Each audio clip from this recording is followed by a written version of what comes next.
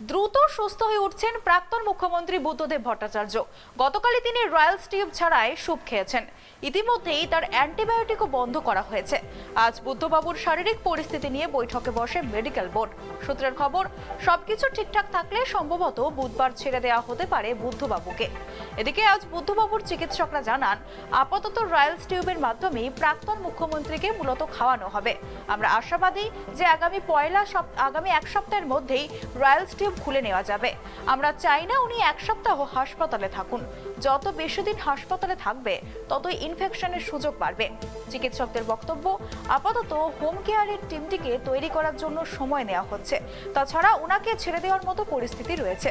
উঠে দাঁড়ানোর চেষ্টাও করছেন তিনি। বেশ ভালো আছেন উনি।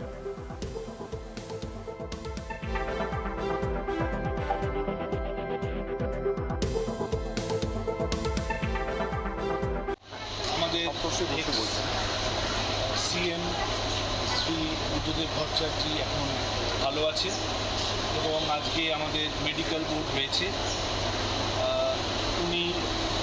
ওনাকে উঠিয়ে বসানো হয়েছে, মোবিলাইজ করা হচ্ছে, ওনাকে মুখে অল্প ট্রাই করা হচ্ছে। রাইস টিউবটা এখনও আছে, রাইস টিউবটা থাকবে। ছাড়ার ব্যাপারে আমরা কাল বা পরশু একটা ডিসিশন নেব। হাসপাতালে যা যা করণীয় সব কিছু করা হচ্ছে। কালকে একটা ব্লাড টেস্ট করা হবে ফাইনালি, এবং কালকে আরেকবারের জন্য মেডিকেল বোর্ড আমরা করব দুপুর 12:30টার সময়। ব্লাড টেস্টে কি ব্লাড টেস্ট হবে? এমনি নর্মাল রুটিন ব্লাড টেস্ট হবে। সিআর পিরিয়ড কেমন আছে?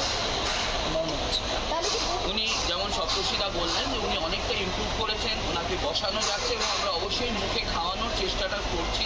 একটু একটু খাচ্ছেনও, তবে রাইলস টিউবটা ওনার থাকবে এবং উনি রাইলস টিউব নিয়েই বাড়ি যাবেন। এবং আমাদের হোম কেয়ার টিম বাড়িতে গিয়ে ওনার দেখভাল করবেন আগামী বেশ কয়েক সপ্তাহ।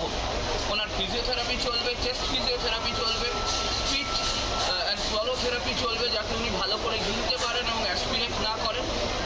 এই সব ব্যাকআপগুলো আমরা রেডি করছি, করে আমরা ওনাকে বাড়ি পাঠাবো। তাই খুব শীঘ্রই আমরা ওনাকে বাড়ি পাঠাবো, কয়েকদিনের মধ্যে। এক্স্যাক্ট টাইমটা এই মুহূর্তে বলতে পারছি না। আর আমাদের সামনে যে চ্যালেঞ্জগুলো, অবশ্যই আপনাদের সবার প্রশ্ন যে রাইলস টিউবটা থাকবে। আমরা আশা করছি আর কয়েকদিনের মধ্যে উনি পুরোপুরি মুখে খেতে পারবেন, পুরো নিউট্রিশনটাই মুখে যাবে এবং তখন আমরা রাইলস টিউব খুলে দেবো।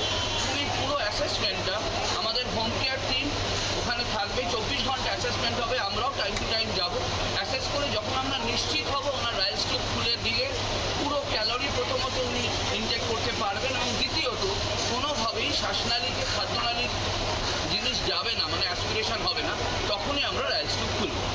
খুবই ভালো আছে। গান শুনছেন, শুনছি আমরা, শুনতে পাচ্ছি, সেটা কি ঠিক বা কী ধরনের গান আমি শুনতে চাই? গান শুনছেন, উনি রবীন্দ্রসঙ্গীত শুনছেন, উনি ভালো আছেন, ওনার মন মেজাজ ভালো আছে। আমরা সবাই খুব খুশি উনি এরকম একটা পর্যায়ে এসছেন। আমরা সবাই তার জন্য খুব ইনফেকশন লেভেলটা কোন জায়গায়? একেবারেই নেই, নির্মূল হয়ে গেছে। কালকে আবার মেডিকেল বোর্ড, তাহলে কি মানে কোন কোন বিষয়টা আপনারা দেখবেন? বাড়ি ছাড়ার আগে একটু আমরা সবাই মিলে বসে আলোচনা করতে চাইছি যে আগামী কয়েক সপ্তাহ ওনাকে বাড়িতে কীভাবে রাখতে হবে। সুতরাং যারা সিনিয়র মেম্বার্স আছেন পার্টির, তাদের সঙ্গে আমাদের একটা কমিউনিকেশন এই ব্যাপারটাতে এবং বাড়ির লোকজনদের সাথে